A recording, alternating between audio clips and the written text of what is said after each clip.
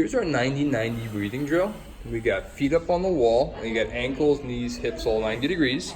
You purposely place hands on the chest and the stomach because where you fill first and second is a lot of what we're looking for here.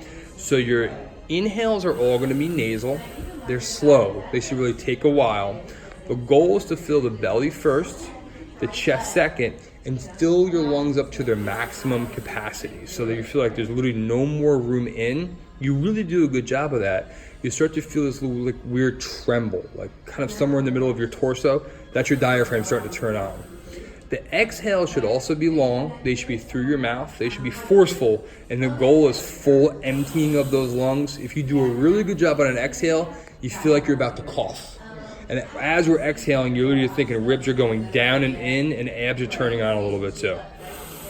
There you go. So that's it. So you still have a little bit of work to do on the sequencing of chest versus stomach, but in general, that's everything you need to know. All right, here's our single leg lowering drill. So ribs are down and in, abs are on, both legs are straight up. You're trying to keep the knee straight as you lower one leg and raise one leg. Other one just stays fixed.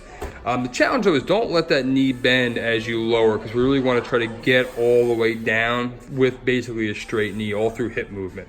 So that's the idea. 6 to 10 per side would be great. To hold it down. You got it. So here's our side lying, or really, we'll just call this open book. So you're laying on your side, your knee's as high as your hip it's got to be. It's connected to the ground. It's got to stay that way. The other hand, you just can put right in your ribs. So from here, you take an inhale before you go. Exhale, rotate as far away from your butt. That right now, that knee was creeping. Yup, you glued the knee back down. Got it. And you just do like, let's say 10 of them. Exhale, open. You're trying to close the gap, in this case, between the left shoulder and the ground. And the goal is to, through time, just get closer and closer. Today you have the pillow because it happens to be available. If you don't feel like you need it, don't use it. All right, here are no money. So ribs down and abs on for you. That's a rule of thumb for you just in general, by the way. Elbows are at your sides. You got a grip on the band with the palms up. You're going as far into external rotation as you can while maintaining neutral body position. Real simply, we're just trying to turn on your rotator cuff so it does its job for exercises down the line. Here are our swimmers. So you're laying on your stomach, arms are straight overhead. You lift as high as you can, and you go through the fullest range of motion you possibly can, basically like a snow angel, and we overlap the hands back and behind. The entire way, you want to act as if you're trying to get your fists up to the ceiling, and try to keep your elbows straight until the end when you bend them behind your back. So go ahead, one more time for me. Lift, up and around, height. Keep fighting for height. Higher as you go back, you notice. Yep, natural rotation of the shoulder and the joint. Beautiful. Fold, unfold, back and around. This will get easier in time. Until then, it will suck. All right, here's our band bridge. So we got our feet down, knees bent. We have the band just above the knee, lower thigh on purpose to encourage glute activation. Before you go anywhere, you're gonna go ribs down and abs on, squeeze your glutes and finally drive your hips up towards the ceiling. The real goal is that you're primarily driving with your glutes. You're not feeling much thigh, you're not feeling hamstring, you're not feeling low back. If all that stuff sounds right, then you're doing a great job with this. No, you definitely. All right, here's our side plank. So you sit up in high plank first. You're gonna turn the feet second, and then come around third. And the challenge is really getting that top shoulder back and just get everything nice and aligned, which right now you're in a pretty good spot, except I'd say bring your head back a tiny bit. Yep. A little bit of abdominal and like ribs down in, abs on would be good. Glutes on a little bit as well. And you notice that you never stacked your feet up. I would not stack the feet for now, just so you have a bigger base of support. 3, 2, 1. Here's your assisted hip twister. Nothing fancy. You're just gonna need to hold onto anything, something. We have a dowel, in this case, stick, or whatever else is good. You get in a golf posture, you grab a hold, and you're trying to have really quiet shoulders, really no movement up top at all is the goal, and nice fluid rotational movement to the pelvis. So it's a hip turn. Another way of looking at it is there's people in the corner of the rooms. You want to show them the belt buckle, but you're not allowed to move your torso to make it happen. Sets of 10 each way would be awesome. All right, so here is our shoulder turn. So you're gonna get in a golf posture. You're gonna go shoulder turn into your backswing and into your finish, but here's the real challenge. Not letting this pelvis move. So I'm not picking on you, but right now you'll notice there's a little bit of movement of those hips down there. The real goal is, as you get better and better at this, is the lower body is a statue and there's just a nice shoulder turn up top. So it'll take some time to get good at it, but ideally sets of 10 each way over time with the visual feedback from the mirror, it'll get better quick. All right, here's our deadlift. We're going with a kettlebell. In this case, at home, you're gonna be working with a dumbbell. So here's the idea. You get to the top, pause just for a second if you don't mind. So here's the sequence on the way down. Soften the knees, and literally push the bell back. 3 things. Inhale, give me great posture, tight core, stand, and actively push your hips forward with an exhale. There it is. Let's go a few more. But remember, inhale on the way down, and then fill your lungs. Then get tight, come up with the exhale. One more time, fill the lungs.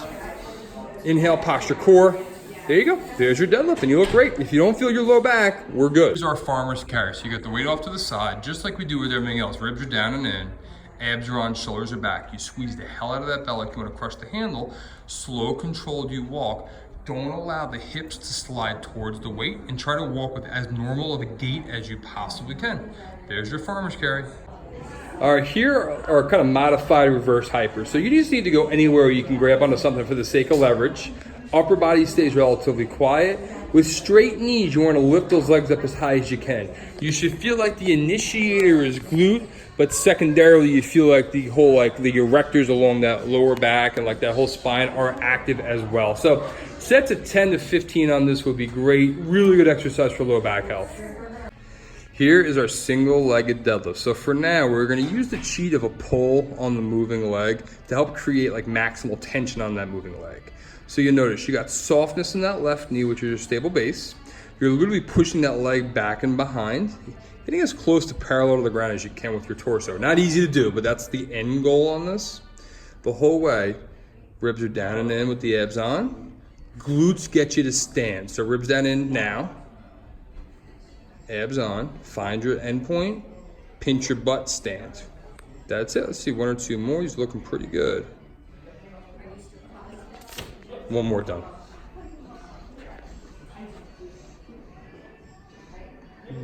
Here's our lateral hop to single leg balance. So it's presenting a challenge for you here, obviously. It's a lateral hop.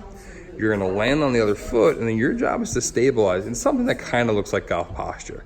Make sure you stick it before you go into the next hop.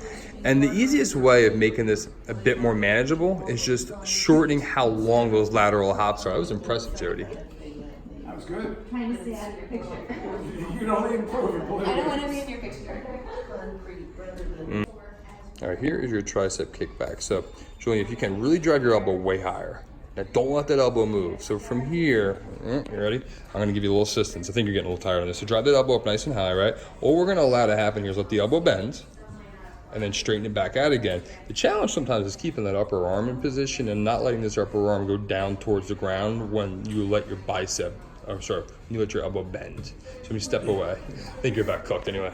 Yep, sorry. Here's our half kneeling heel flexor stretch. So you really need this on the right side. The right knee stays down, the left leg gets out in front of you. You try to keep your torso relatively tall, and it's like you're driving your belly button or your pelvis forward towards that wall in front of you. You're doing a good job of this naturally.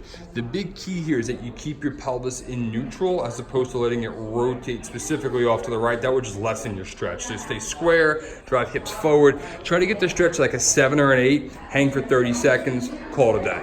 All right, so this is I call it the crusty inner thigh stretch because it's stolen from a coach who's probably smarter than I am by a whole bunch. So you're on your hands and your knees, you kicked your right leg out to your right. All you do from there basically is shift your butt back towards your heels. I'll hold this guy for 20 or 30 seconds. In this case, it should be primarily a right inner thigh groin stretch. Yeah, 20, 30 seconds, come out, switch it up. Same thing on the other side.